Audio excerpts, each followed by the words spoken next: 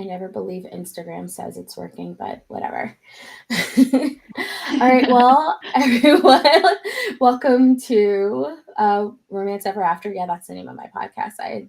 It's been forever since I've done one of these, so I want to thank these two lovely ladies for joining me today to talk about a movie that I have gone on the record of saying that I would die in the pits of hell before I watched again. But for for the good of all order, I did watch it just shortly before this. I watched it notably with the director and lead actor and screenwriter commentary on. So it was actually enjoyable for me this go round because I was mostly laughing at Rob, Billy, and Nora riffing off of each other. Um, but before we get into When Harry Met Sally, let's talk today to my two guests. I have Kate Goldbeck, who is the author of You Again. She's a screenwriter, she's a writer, she's a lovely person who's currently being challenged by a lot of people on threads trying to keep her trying to stay good today. And then we have Norah Woodsey, who is an author of The States, The Control Problem, Lifeless, and the novella When the Waves Collapse. When the Waves Collapses. After short careers in finance and tech, she has dedicated herself to creating fiction. Her subjects of intense interest but not quite expertise include history, physics, genetics, sociology, and gender studies. The product of four generations of Brooklynites, she now resides on the wrong coast with her family. Thank you for joining us, Nora, from the left coast. We're both on the East Coast. Yeah, I'm coming back. I'm moving back in the summer, so. Oh, yay! Are you moving back to New York or just? Yeah, back to Brooklyn. All my siblings are there. My Oh, kids are old enough now that they really need it, so it's gonna be cool. that's excellent. Oh, well, we're happy to have you back on the East Coast, just in time for all the snow.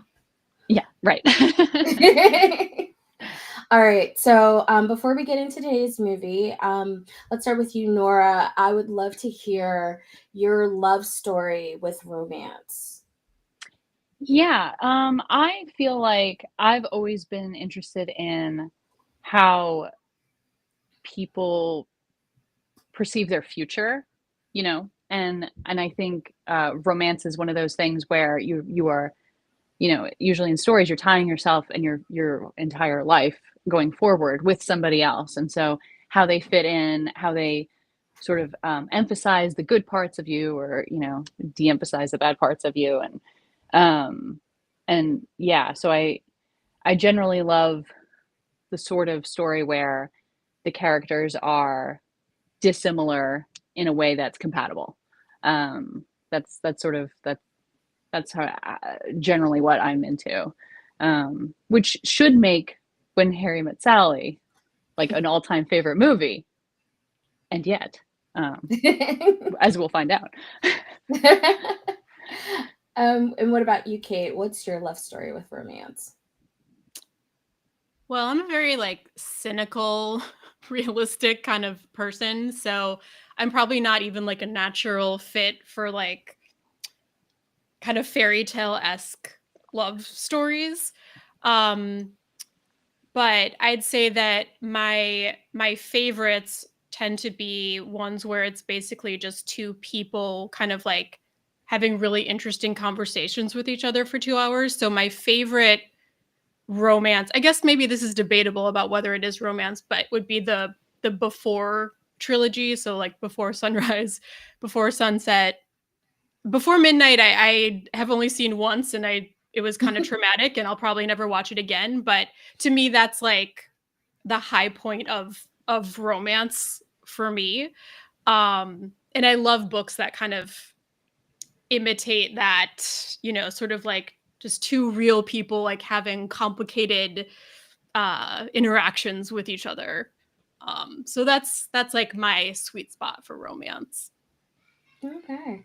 And um I mean, which makes sense why you might have some affinity for this because these are two very complicated people meeting each other. Okay.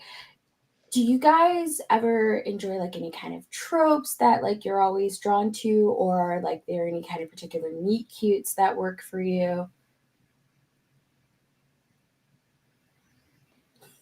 I really like I generally like the enemies to lovers thing.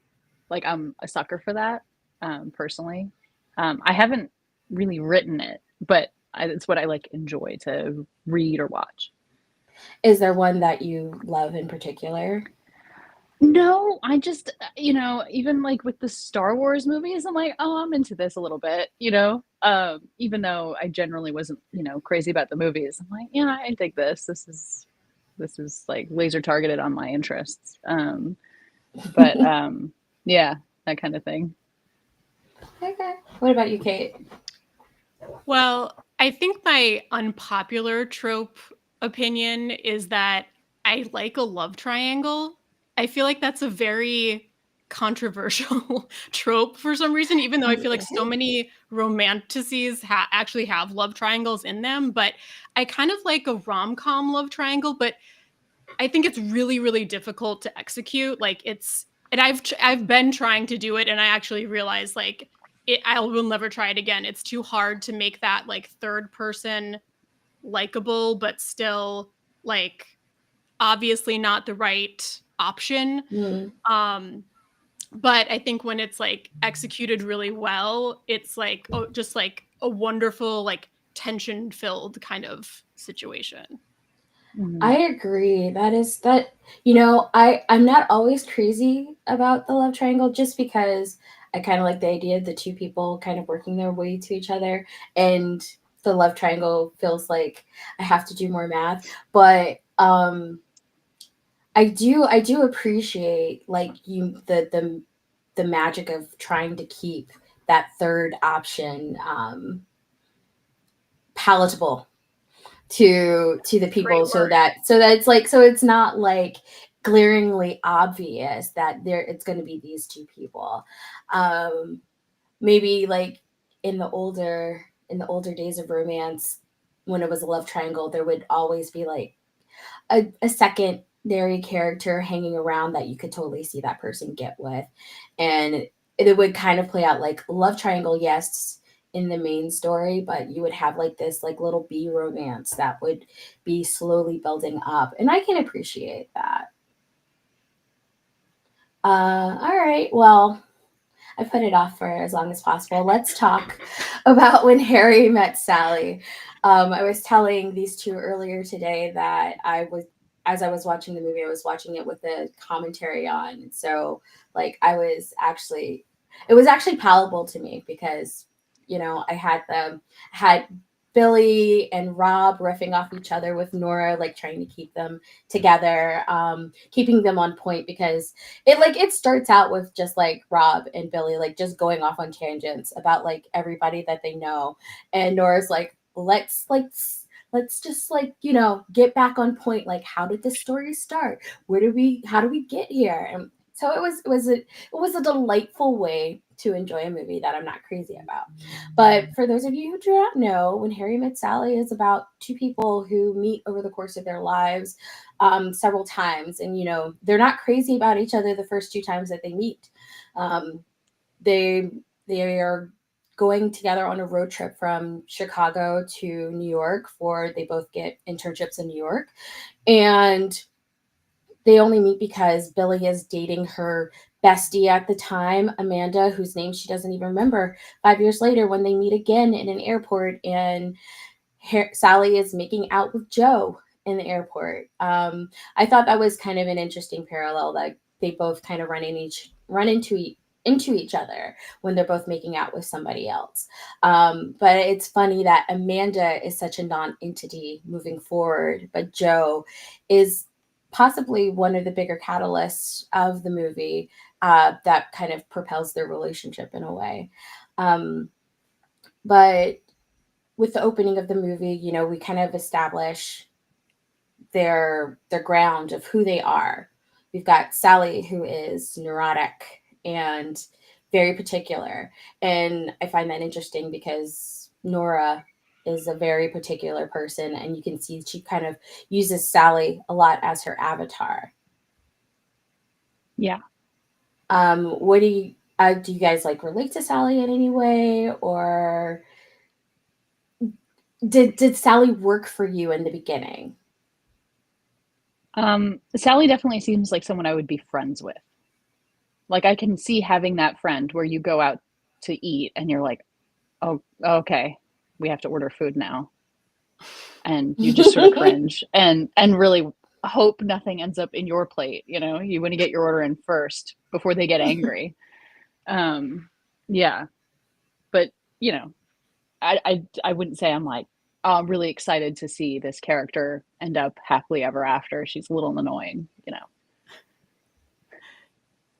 I think I've always been a bit of a Sally, although I am from the Midwest, so I think we would not do the demanding ordering thing. Like to me that feels awful and I would never do that. But I think the thing I always relate to about Sally is kind of almost like the control issues that she has. And I do think that that's kind of where some of the gender issues that are a bit dated actually kind of come into play because she kind of becomes this like representative of like all women who need to have things just so, and the man who's just sort of like winging it all the time. But you know, it's like there's kind of an, to me, living in 2025, it's a little bit like come on now. But I wonder if kind of this movie was part of what almost popularized this idea of this like super type A woman who kind of has to have things play out her way. Um, Mhm. but at the same time, I do relate to that. And you know, my ex used to call me a Sally Mm. because I have those. I'm a Virgo. I have those tendencies, so I really relate to that. But it's kind of like it's something you maybe don't. It's like not the most flattering characteristic, I guess. But I understand it completely. Yeah, Sally is a very strong personality, and I think definitely the archetype for the kind of characters that readers so often say are unlikable. Mhm. But I think that's also like when you build a character who is so strong in who they are. It makes it easier to and maybe that's like kind of like the beautiful thing about romance is like when you have somebody who for all intents and purposes you would never really want to hang out with, say and show somehow that they are lovable to somebody else. Mm. And it's possibly why I find that one of the weaker things I find about the movie is that we're kind of told in a way towards the end that he finds this lovable about her, but like I don't always see it. Like we see them. Well, we'll get there. So in the beginning, so they go on this awful 18-hour road trip to Chicago, where they establish the kind of conceit of the whole movie. And I love it when a screenwriter puts it like right there on the page for everybody to say, okay, this is what we're talking about for this movie. Pay attention now. And it just comes straight out that, you know, if a guy, Harry says that if a guy is attracted to a girl, there's no way they can be friends because sex is out there, it's on the table, and doesn't matter. No matter what happens, at some point it's going to complicate things. They'll have sex. It'll fuck it up eventually. And essentially that's what happens, but it doesn't happen right away. And Sally's upset because she's like, you know, just because I don't want to have a relationship with you doesn't mean that we can't be friends. And it just sucks that we're never going to see each other because you're the only person I know in New York. um Now, any other movie, it would probably play out over the summer that they run into each other over and over again. But no, we've got to age these characters up a lot because let's be honest, Billy Crystal was like practically 40 when they were filming this. So Yeah. he might have been 40. That's an So amazing they wig that he has at that it first is scene. that wig. Yeah. Oh my god, And when she's did wearing he a wig get too, that? right? No, That can't be. I don't know if That that's a can't be wig. They natural. might have just given her the Farrah Fawcett Yeah. And blowout. one of the interesting things that Nora said is that, and this is I do appreciate Nora Ephron as a director because she is so precise and particular about everything. She said that she wanted Meg's hair to start old and get young as she got older in the movie, which I thought is such an Huh. interesting way of looking at it. But like that's literally what happens to her character. Like the older she gets, the more she grows into who she is as a person, and she's not upset about it. And in that, I guess, in a way, she's a little bit more carefree, and her hair Mm. kind of reflects that. Um, but yeah, that the hair in the first scene is absolutely amazing. Yeah. That little boy wig that he's wearing, it's it's a testament to hair pieces. But yeah, so they go on this awful road trip. They get to New York. They never see each other until 5 years later when they run into each other in an airport. And Meg is saying goodbye to her boyfriend at the time, Joe. Joe takes her to the airport. They're making out. They're obviously at the height of just getting to know each other. They've barely known each other a month. And Harry doesn't recognize her at all. Harry recognizes Joe, though, has a whole Mm. conversation with Joe.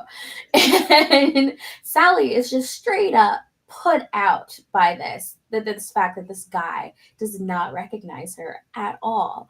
And she can't even remember the name of the friend that he was dating at the time. Um, which is funny, but she remembers him though. She remembers his name, she remembers the awful conversation they had, and she recounts everything to Joe. So clearly, Harry has stood out in her mind all these years later. She barely remembers Amanda's name. But when when they get on to the airport, and I forgot, this just shows like how long it's been.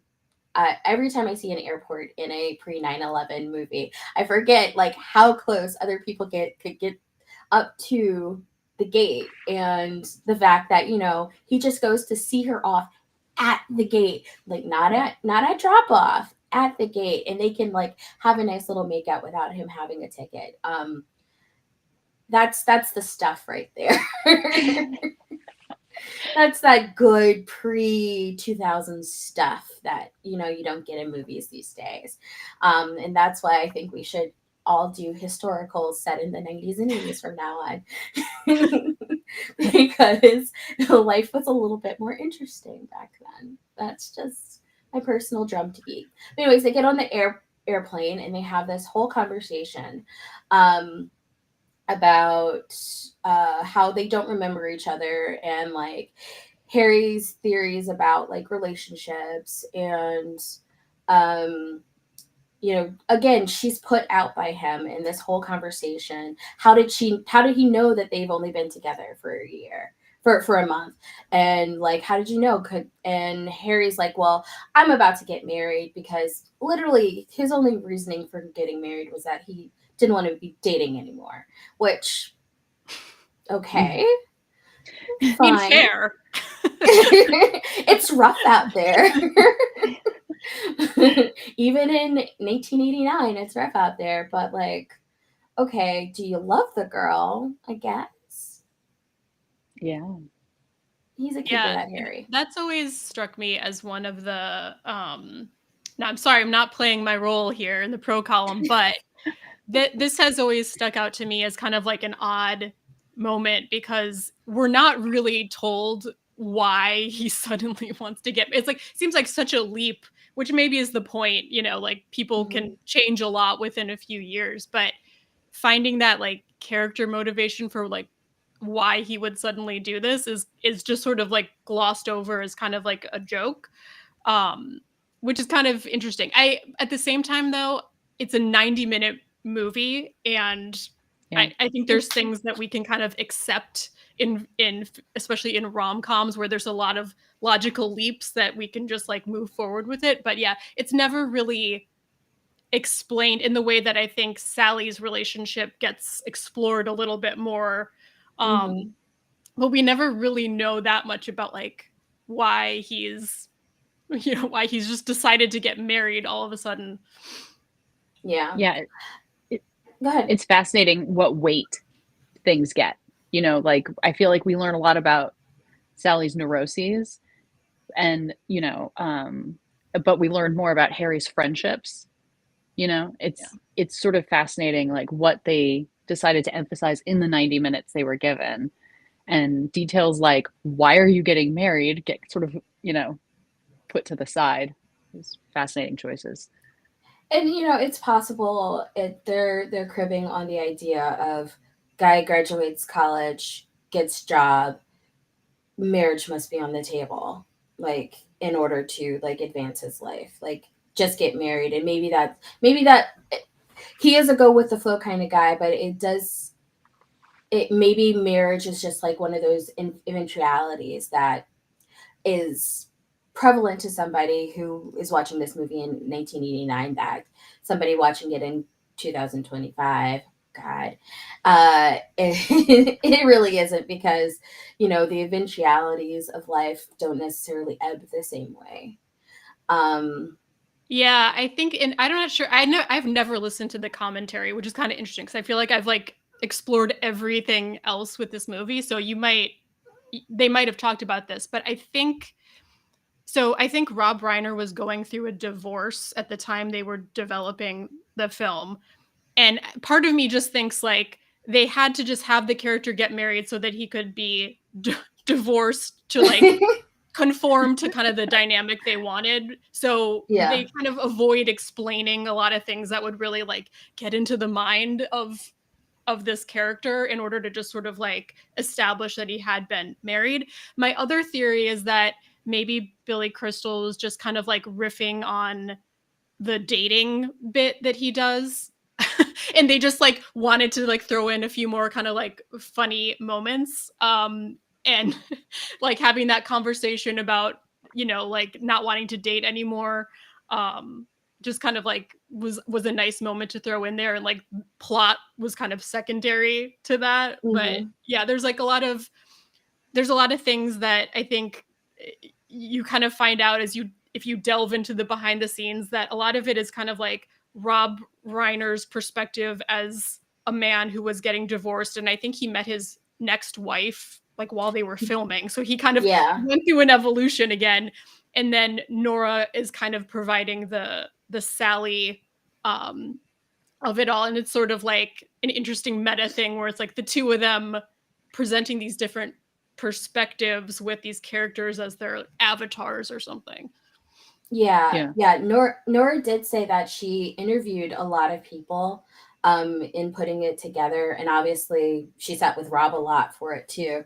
I'm guessing that the divorce thing of it was probably a big thing for Rob, because they do spend so much time on Harry's devastation Yeah. at being divorced that it had to have been like such an important part to him for him to put into the movie. Um and I think it was probably an equal balance between Billy and Rob in defining the Harry character, because they do allow Billy to riff so much on things, including several lines that Nora gets blamed for that upset a lot of people.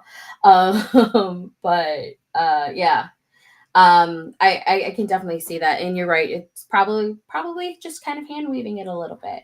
But yeah, so they have this meeting on the plane.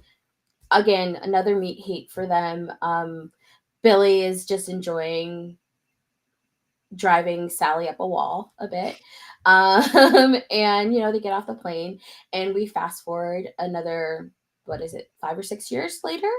And Sally has just broken up with Joe, and she's clearly devastated by it because she's put a lot of years into this relationship. That's her first real big grown up relationship. And she's having this great lunch with two of her friends, one of them played by Carrie Fisher, who is a delight in everything she does. Yeah. And RIP, we miss you daily. And her friend pulls out this Rolodex from her purse of single men, which, don't get me wrong, I recognize that Rolodexes had their place in those days. I just don't know many people who carried the full ass Rolodex. Like, the file of facts with the numbers and the business cards in it, yes. The Rolodex in your bag of single men, That's fantastic. that is perfection. Such great characterization for a woman who is chronically involved with a married man, which there I've always feel like that's like a stereotype kind of stereotypical character that happens in like a lot of like late 80s early 90s movies. You There's always that one friend who's involved with a married man who swears that he's going to leave her, and it's always about like, you know, how awful it is for that woman and how much she believes in him. Like even Waiting to Exhale had that character.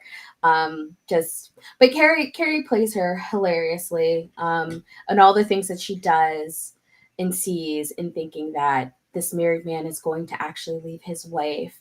Um, I do have to wonder because kind of the things that she says the guy she's seeing and the wife does, it kind of I don't know if she's like if Nora was kind of writing the other side of her marriage in Yeah. that her ex marriage in that I don't know, but anyway, That's so interesting. Yeah, I've never thought about that, but yeah, I mean, famously, I mean, there's a whole book that Nora Ephron wrote book movie. in a movie about her husband cheating on her, essentially. But you know, as you were talking, I hadn't really thought about this before, but like, could you even get away with a character like that? Who you're still rooting for and happy for? I feel like that would be a woman who's just like no, you know, knowingly the other woman, but also just like kind of blasé about like when is he gonna leave his wife? It's just kind of like a funny. I just don't think that if you were writing a rom com book or screenplay in this year 2025, that you wouldn't be like immediately called out on that. But you're right that that seemed very typical for this time period, where it's just Hmm. like, yeah, that was like a stock kind of supporting character. Yeah, I definitely don't think you'd be able to get away with it in a book. People get very, very, very particular about the idea of redeeming somebody who is any way, shape, or form of a cheater. So I don't think the crowd would be crazy about that, but I'd read it. I don't know. Call it the Catholic in me. I believe in forgiveness. Let's give it a run. But yeah, no, definitely not today. So yeah, so she's got this great little friend group, and she's devastated by her breakup. Conversely, you've got Harry and his buddy. I do love the way that they have like this devastating Oh, conversation while everybody is around them doing the wave, oh, enjoying the Giants game. And, you know, Harry's just having like this great back and forth, this great patter with his friend Jess about the essentially the dissolution of his marriage, which and how his wife comes to him basically like, I don't even know if I ever loved you, but let's have a trial separation. And the movers show up like 2 seconds later. Like it's just he is and Billy's face is just like a perfect, like he looks as devastated as you know he feels, as Harry is supposed to feel at that moment. But it's just such a great back and forth, and with the directing of it, and like even at one point they get up and do the wave. It's oh, so funny. I'm right punctuating the moments of this conversation that are like the most devastating, and they have to get up and do the wave. It's really good. and the Mr. Zero tank top, Mr. Zero shirt, which is like it's actually pretty funny.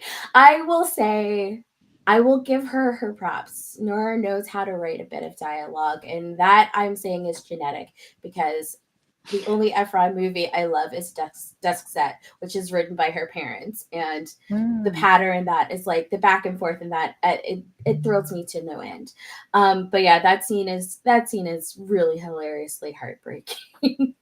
Poor Harry is getting divorced after 5 years. He thinks that, like, he's put his heart and soul into this, but now he is just a man alone, and he gets to keep the apartment, which is a really great apartment, mind you. So he's like at his lowest, and that's when he runs into Sally once again, at Shakespeare and Company, and she's having a conversation with her friend about guys and dating, and there in the personal section, like a creeper, is Harry peering peering around a bookcase, and he's immediately there, and they reconnect.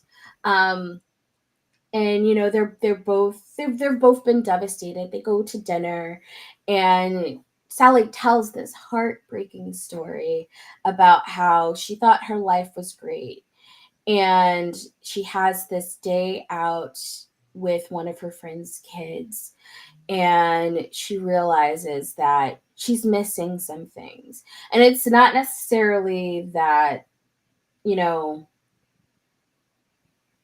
she wants kids specifically, but she wants her life to move forward in a way that it's not, because her boyfriend at the time, good old Joe, says, I love that we don't have these kids tying us down, and we're too tired because we can have sex on the kitchen floor, and we can jet off to Rome. And like, she realizes we could do these things, but we're not doing these things. And so if we're not doing these things, why are we living this way? And her and Joe break up, and she's devastated. And Harry clearly feels like, oh yeah, this is a person who gets me. She hasn't changed with her ridiculous ordering in the last 5 years since he's seen her. Oh, in the whole 10 years. But she is just as devastated as I am. And they both kind of latch on to each other in a way. They're both kind of healing. And Harry's dating technically, but like not really. He's just sleeping with people. Yeah. That's how he's getting over it. But the his emotional crutch really is Sally, because he gets to talk to her about everything. And yeah, she gives him shit for it, but like he enjoys that about her. And Sally kind of has a boyfriend replacement in Harry too, because they go do things together. They go to dinners together. They go to the museum together. They get our Christmas tree together. And they go to New Year's Eve parties together. And kiss, but not really. But it's a moment where they think, oh, we have to respect the friendship boundaries. But you can see there's that moment where they're like, if we stay here, we might give into it a little bit too much. And they reset and reaffirm their boundaries. But in doing so, they did the classic thing that I think that anybody, if you've ever had an inkling about a friend that you liked a little bit too much, I know I feel like this. I'm only saying this because I did this too with my husband, is that you try and set them up with somebody else.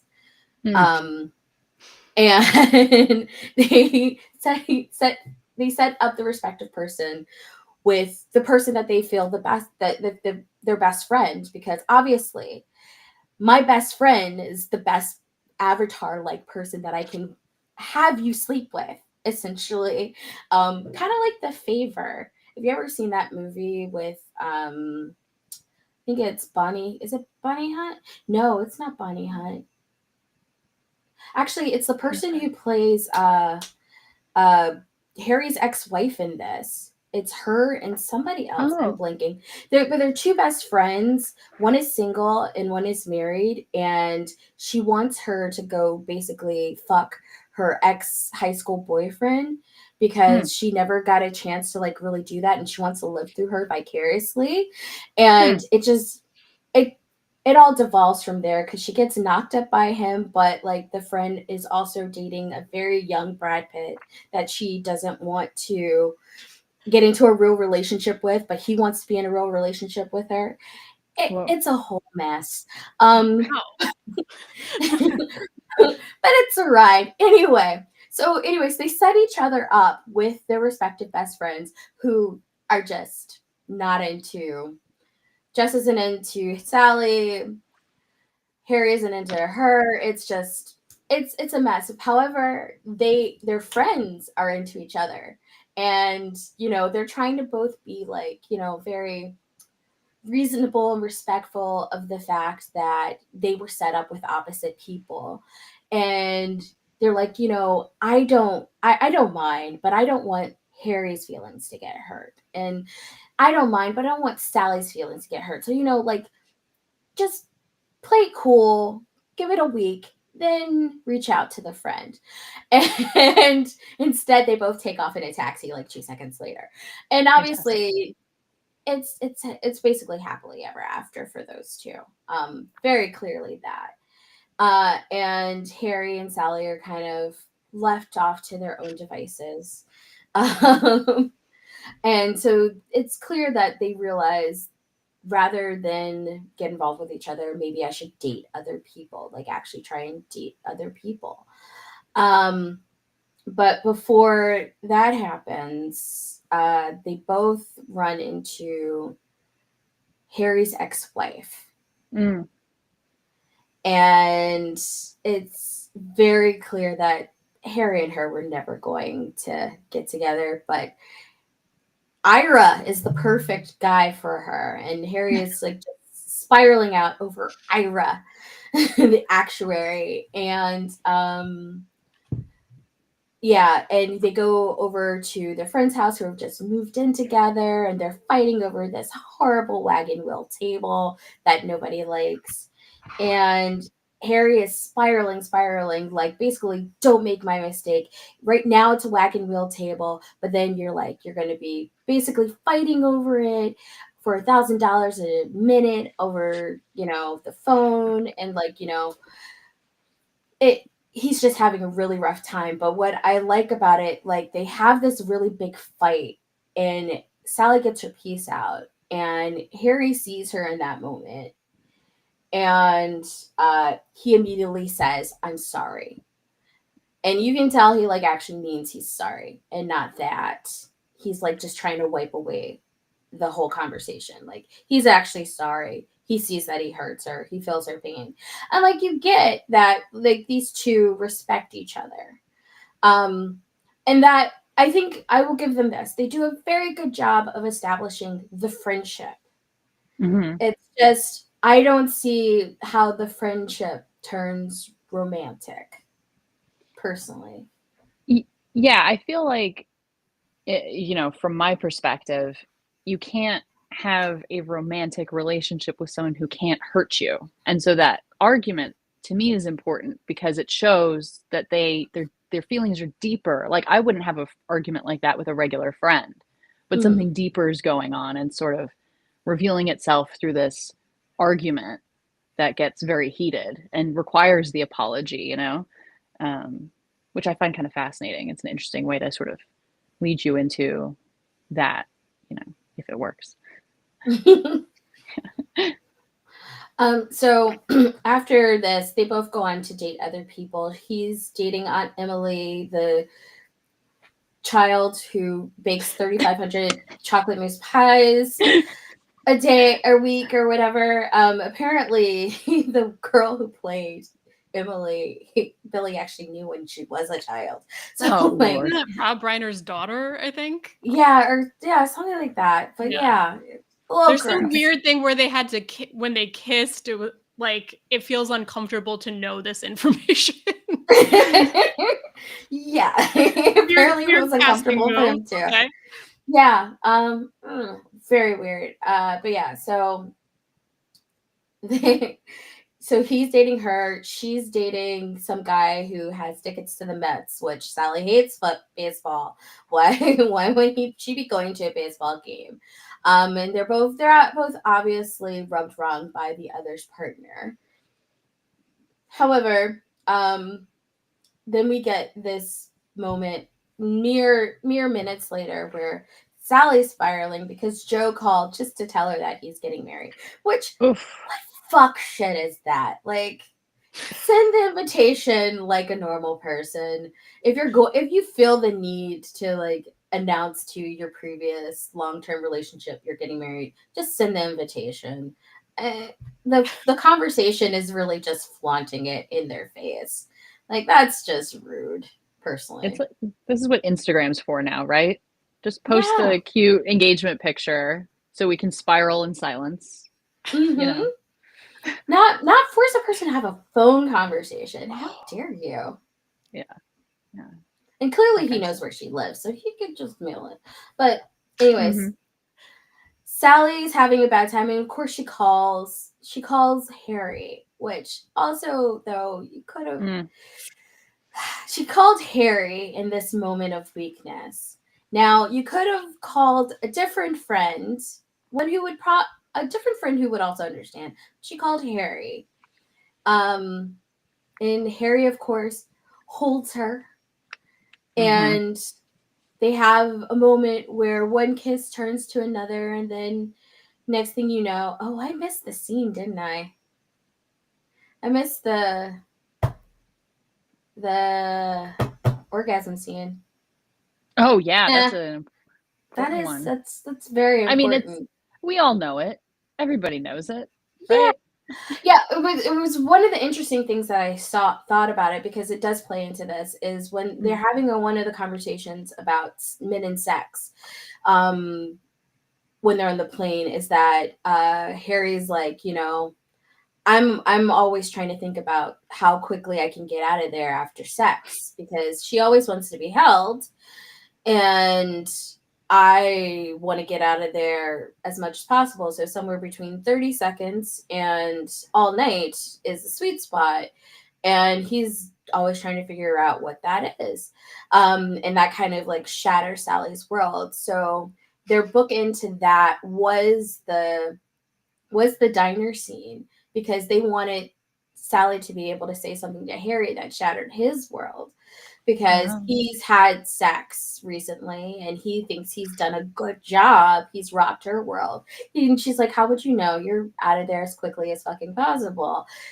Women fake it all the time. He's like, there's no way possible. So uptight Sally, with her younger hair, lets him have the show of a lifetime. And so that kind of folds back into that night, and Sally thinking that this is special for Harry too. Like, the culmination of years and years and years of friendship and hating each other and liking each other and being comfortable with each other. They've now had sex, and it was good sex, and Sally didn't fake it. Now all Harry has to do is keep his ass in bed. But Harry literally has one foot on the ground, because he's in the moment, but he is not in the moment. He is freaked out as fuck about the moment. Mhm. And um Sally gets him to stay back in bed, and he gets in bed, but he is up at the first crack of dawn, putting on clothes to go to work. And Sally's like, obviously devastated, like just heartbroken, that he basically runs out the door as soon as possible. And they have dinner later that night, and Harry is trying to figure out a way to reset things back to how they were before. But instead of doing that, he just fucks it up that much more.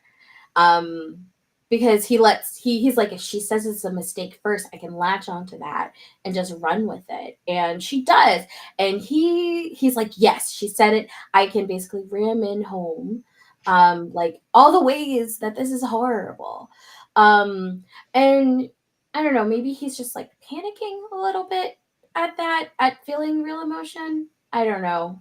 But Sally is obviously devastated. But now their besties are getting married, and they both have to stand up there as two people are reciting vows, and they're staring at each other.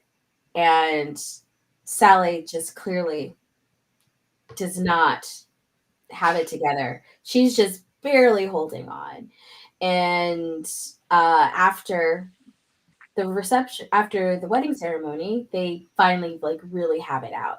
Just a succession of rooms they are yelling at each other in, trying to get it away, to the point where they are in the kitchen just yelling at each other at the top of their lungs about, like, how awful this is, and how, Harry is afraid of like anything real, and never want to see each other again.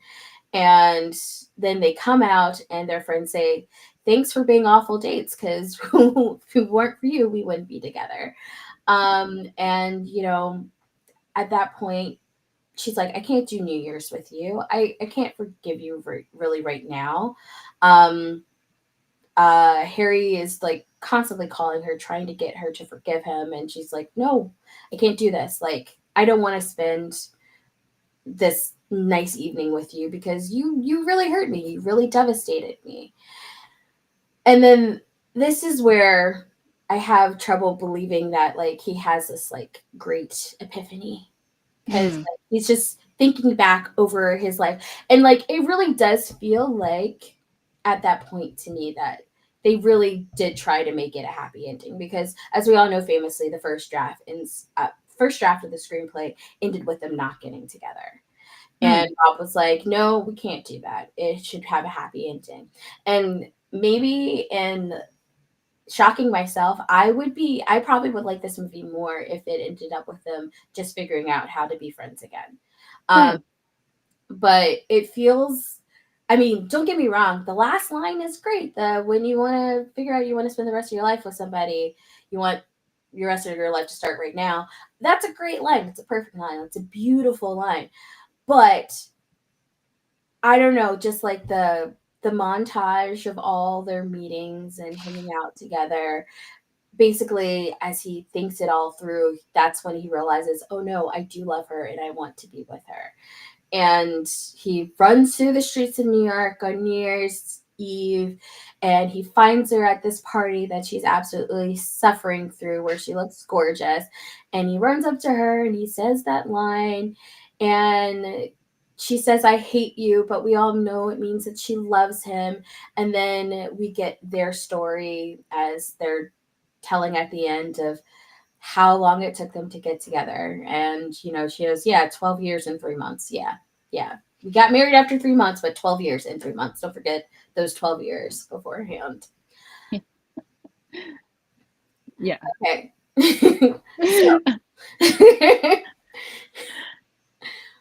why do you enjoy the movie, Kate? Like, what about it, like, really sings for you? Well, for me, it was always a movie that my parents, especially my mom, watched like religious. Like I think we had like the VHS tape at a time when people didn't really have those like we do now. So it was just like something that was very ingrained in me growing up. So I feel like I almost didn't have a choice to like be able to recall the lines, and just like it just feels like a formative part of my understanding of what romantic comedies are in a way. um but I think, and like I said, I do have some critiques of it, and I specifically, and we can talk about this maybe later, but that last sequence you're talking about is probably maybe like the weakest part. But again, it's probably because they kind of had to restructure the narrative of how things were going to go. But over the years, because I've had to like study this film a lot, I've read the screenplay many, many times. Kind of trying to like get to the heart of like what is it, like why do so many people love this. Obviously my book was like very heavily, it's like a response to When Harry Met Sally, I would say. um and kind of like reimagining it in this time period. So I've done a lot of thinking about this movie.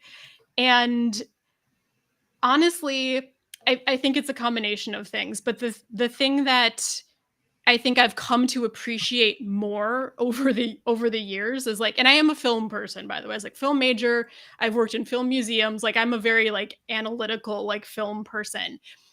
And I think it is such a brilliantly like edited film. I think the obviously like the screenplay is a classic. Not just because of like the memorable lines, but it's it's structured in kind of an odd way with those long flashbacks. Um, but that first sequence does such a brilliant job of telling you basically everything you need to know about these two people that will kind of like show how they grow throughout the rest of the film. And the combination of that screenplay and the performances, which I think are kind of like the other half of the equation, I honestly think there's a world where this film just kind of sucks because there's different actors in it.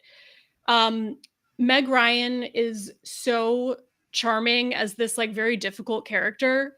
And one thing I've realized just being like a romance author is that it's very easy for women characters to be considered unlikable on the page because there's no one doing charisma at the audience. You know, there's no one kind of like giving that X factor. And I think Sally really benefits from being played by Meg Ryan, who is just like such a winning personality, and just does such a great job, especially kind of standing up to Billy Crystal, who's, you know, he's like doing bits. He's like doing Billy Crystal bits throughout this movie, which is, you know, I think that can sometimes, if you're not a fan of that, that can take you out of it a little bit. It really turns Harry into kind of like an amalgamation of Billy Crystal and Rob Reiner. Um, so, you know, you need someone who has a lot of like presence in order to kind of stand up to that. And I think that she just does such an amazing job of like making that character believable and likable, even though she does so many things that you're just like are grating in a way. Um, but I think if you really like watch where the scenes transition and like how they handle the montages, like montages are so important in rom-coms because they have to show the progression of a relationship in a condensed amount of time. So it's a classic romance kind of like thing for films. The montages in this do such good character work in such a like short amount of time. And when you watch how they kind of transition between the two characters, between the two scenes, it's just like the timing is so good. It's just like there's so many like little technical things about this film that are just like so make it flow and just like are just like great, and we don't even notice it because it's just like kind of an invisible thing, but just like a really really good interpretation of like an already obviously like good screenplay. The other thing I'll say, and then I'll shut up, is that those interstitial interviews with the older couples, I think the first times I watched it, I was like, these are kind of funny, but like, why? You know, like, what are they doing there? But I actually think like that was kind of like a brilliant move because it really frames this kind of idea of these imperfect, you know, imperfect starts to relationships, these like wild circumstances that lead to these kind of true happily ever afters. And if you now I haven't actually watched it that recently, but from my last rewatch, I feel like I like noticed something, which is that what those individual couples say kind of does reflect on the things that we see immediately after. Like they are kind of really interesting, like framing devices for where the characters are in that story. Um, and it's just such a like it kind of became this interesting iconic thing. Like if you watch something that kind of plays off that where there's like an older couple sitting on a couch filmed from a certain distance, it's like it's like just a direct reference to this. It's kind of funny that that has become sort of a thing that we recognize now. But it just like adds such an interesting little like twist onto just showing this story of this couple. And I also think it kind of shows that like yeah, these characters aren't supposed to be they're obviously very imperfect. They both have like a lot of issues. but I think having these other couples that also have their own weird circumstances and problems kind of like it kind of like eases us into like, yeah, like love stories are really weird. They have a lot of like false starts. Sometimes the people break up and don't, get along at first. Like it kind of grounds it in this almost like realistic expectations of what a relationship can be, which I think just kind of helps it not feel too much like, oh, here's this like, perfect fairy tale version. Because, like, honestly, do we really think these two people are going to have a fairy tale happily ever after? Like, there's friction between them. And I actually do kind of agree that they might be lacking a little bit in the like romance, like the heat department. Even though we know they're great friends, but I think that just having those other couples kind of like helps that grounding of, what it takes to be two people in a relationship kind of thing. So yeah, my appreciation for it is at this point in time very much on sort of that like this is just like a great example of filmmaking in a genre that's really hard. It's hard to make a good rom-com because it has to be like a souffle. It has to be kind of like light and fluffy, but it also is like saying very deep things. And I think the choices that they made with this movie um, are just like top notch for the most part. Like I said, I do have some reservations, and I think I probably agree with you on a few things for sure, but overall, like, yes, chef's kiss. Okay, and Nora, for you, what about the movie? Because you say you're neutral to negative, so like, what keeps it from like being like the movie of your heart that you want to like rewatch a lot? This is gonna sound so shallow, but I'm not into Billy Crystal at all. Like, I'm like, you've got gorgeous Meg Ryan. Yeah, she's difficult, right? But she's funny, she's smart, she's got this great friend, she's got, she lives in New York City, all this stuff. And She's then it's technically 24. right. And here's her prize, Billy Crystal. And it, I'm like there's the scene where they're dancing together at I think it's the first New Year's they show. And she's wearing these teeny tiny kitten heels. And I'm like, that dress needs bigger heels, but she can't wear the bigger heels because he's a diminutive sort of guy. And all the guys they show her dating, Gerald Ford's son apparently is Joe, and with Julian that she's doing Pictionary with, those are all tall dudes.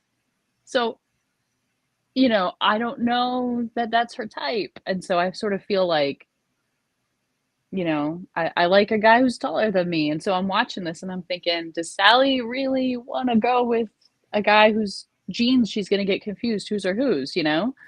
Um, I that's was thinking about this scene where he and his buddy are like speed walking in those like tight pants. Oh yeah. That's a real barn burner right there. Yeah. Okay, it's fair. That's fair. I get it. Like, selling himself as a romantic lead for it, he did have his moments. He wasn't the best. I will give you that. he's great. Like I think Yeah. there's just something. I think they went like too high on the attractivist number for Meg Ryan. And he's like maybe someone a little bit more an average for her, like someone a little, maybe it wouldn't be so jarring. Yeah. But the movie itself is like, to Kate's point, just incredibly made. It's you watch it and like the really famous scene that's the cover of the DVD of them in the leaves in the fall is just stunning. And so you've got these sort of like, your regular sort of like rom-com moments, and then this beautiful cinematography and this amazing editing and, you know, um, great blocking when they're having their argument at the wedding. Like that on a page is probably there's not a lot of movement there, but they're moving up and down. They're going down the hallway. They go into the kitchen. You get to see the kitchen and these people trying to work and they're hustling back there. And they're like, who are these people? And they're still working. it's fantastic. It's a fantastically made movie.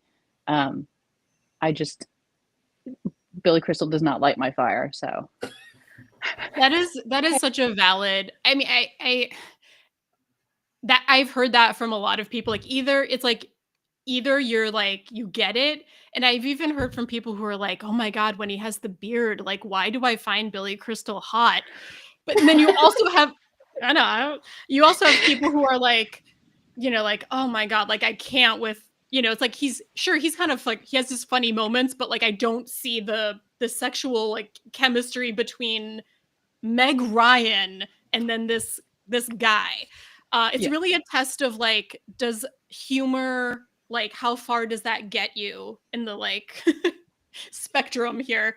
Um, but he wasn't Billy Crystal at the time. He was not like a romantic lead. Like he wasn't supposed to be in this movie at first. Like Mhm. they had talked to many other people. I think like Tom Selleck. Like there's a whole list, like a famous list of different people for both of those parts that were considered, and they are not Billy Crystal types, I would say.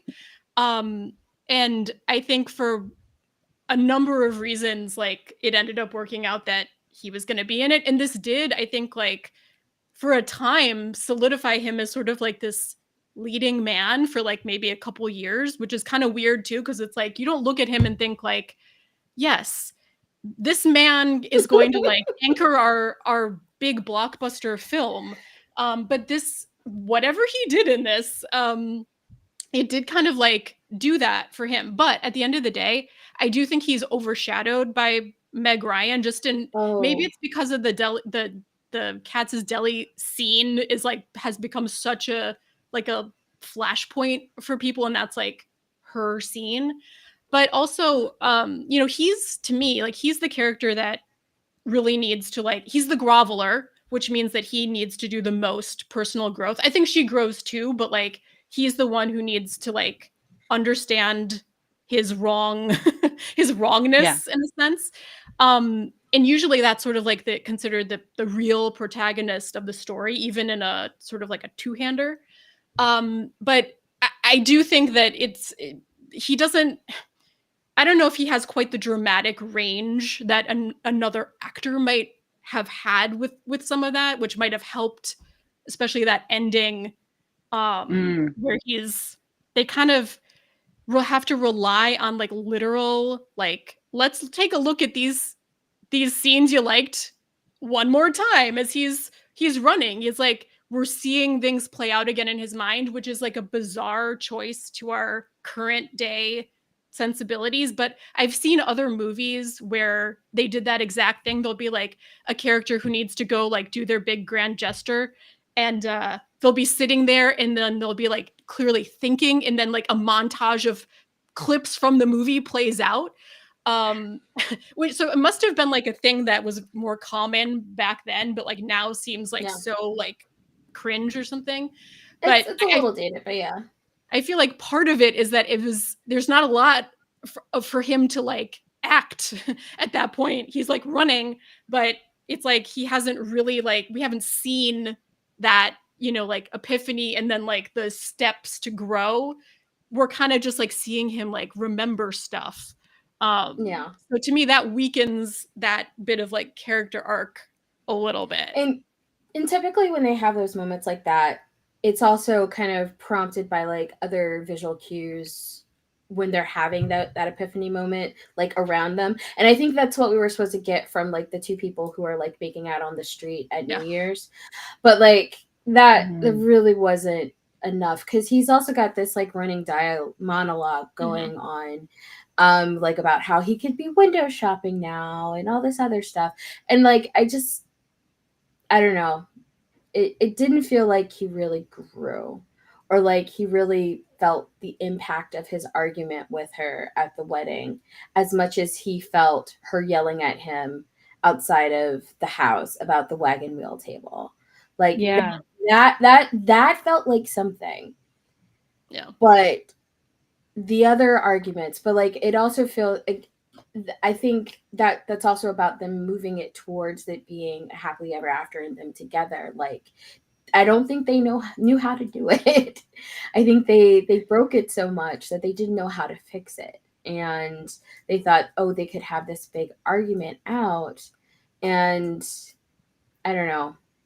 Mm. I didn't feel the resolution in that as much. And I think that feeds into, yeah, Billy Crystal really was outacted by Meg Ryan. Like from the second she comes on screen, when she rolls up in the car and we go from the two making out to her face, watching them make out. Like, The honking. Oh, yeah, like so just good. like the here, hi, this is Harry, and like the face she makes, like it's all perfect. So yeah, you're right. Billy is kind of the weak link. He is not Tom Selleck, that is for sure. The strongest point of his character is that white sweater. Yes. The sweater's Well, fantastic. he Sweater's iconic. invented the white fisherman's sweater, and then Yeah. Chris Evans took it and ran with it. But Yeah. the squatting, The The squatting. squatting. jeans and the sneakers and the squatting in the sweater. Yeah. Him reading in the sweater, just always in that sweater. That's a great sweater. I mean, I'd be wearing that all day too in my giant apartment with floor to ceiling windows. Yeah. I do like the little, like, one real characteristic note that he had, which is like he always read the end of the book first. Which That is really funny. that is funny. I don't know why they never had Sally Point say something to him about that, which I thought would be, because we always got Harry saying some shit about her and how she orders, which Yeah. is a lot. But like, I don't know. Yeah, like there's no him needing to. callback to that. Yeah, it's kind of interesting. You're right. They do a little visual when he is sitting in the chair reading. He flips to the end of like Stephen King book, I think. But yeah, she doesn't get to call him out on some of those things that had come up in the Yeah. beginning. The way that there's a lot of callbacks to things that she has said throughout the film. Yeah. And I mean, I personally, for me, and maybe God forbid, I think I am mighty enough to delve the pen in the way that Nora did.